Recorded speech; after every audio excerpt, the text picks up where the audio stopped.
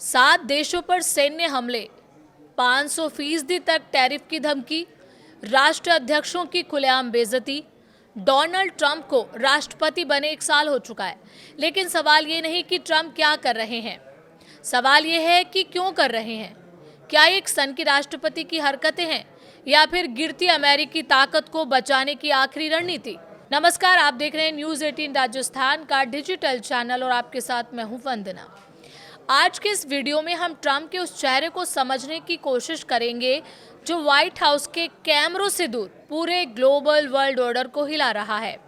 1 साल में 7 देशों पर हमला। डोनाल्ड ट्रंप दावा करते हैं कि उन्होंने खुद युद्ध रोके हैं, लेकिन हकीकत ये है कि एक ही साल में अमेरिका ने 7 देशों में सैन्य कार्रवाई की है। यमन में ऑपरेशन रफ राइडर, हजारों मिसाइलें और ड्रोन से हमले।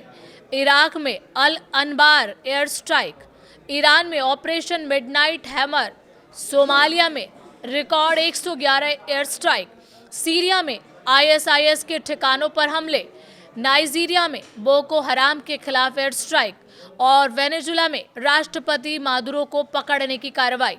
यानी ट्रंप का नो वॉर प्रेसिडेंट वाला दावा असल में सिर्फ एक राजनीतिक नैरेटिव है। व्हाइट हाउस में बेइज्जती की राजनीति भी हुई।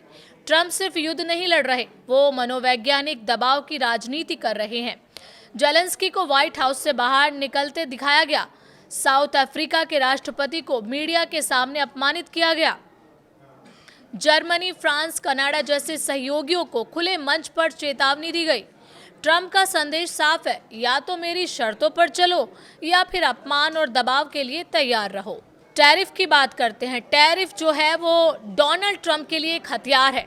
ट्रंप के लिए टैरिफ आर्थिक नीति नहीं बल्कि राजनीतिक हथियार है। भारत पर 25% एक्स्ट्रा टैरिफ, ईरान से व्यापार करने वालों पर 25% टैरिफ, विरोध करने वालों पर 10% पेनल्टी, रूस से तेल खरीदने वालों पर 500% तक टैरिफ का बिल। ट्रंप साफ कहते हैं, जो मेरी बात मानेगा उसे छूट मिलेगी, जो नहीं मानेगा उसे सजा। अमेरिका क्यों इतना आक्रामक है?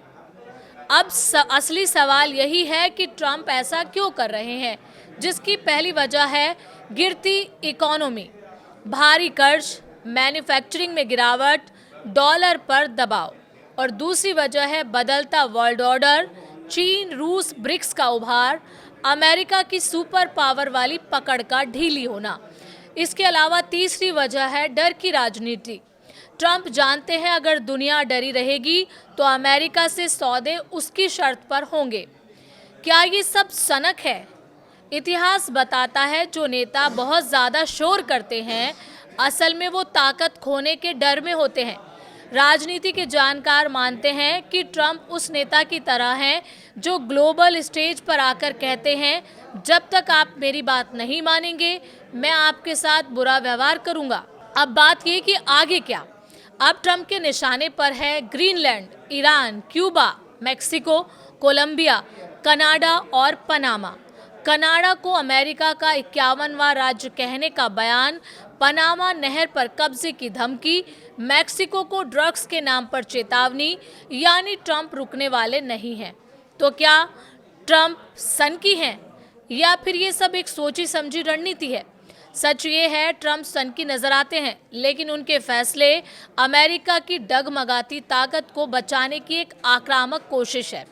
दुनिया अब नए वर्ल्ड ऑर्डर की तरफ बढ़ रही है और ट्रंप उस बदलाव को डर, दबाव और धमकी से रोकना चाहते हैं। आप क्या सोचते हैं, ट्रंप की सनक या अमेरिका की आखिरी चाल? आप हमें कमेंट करके बता सकते हैं।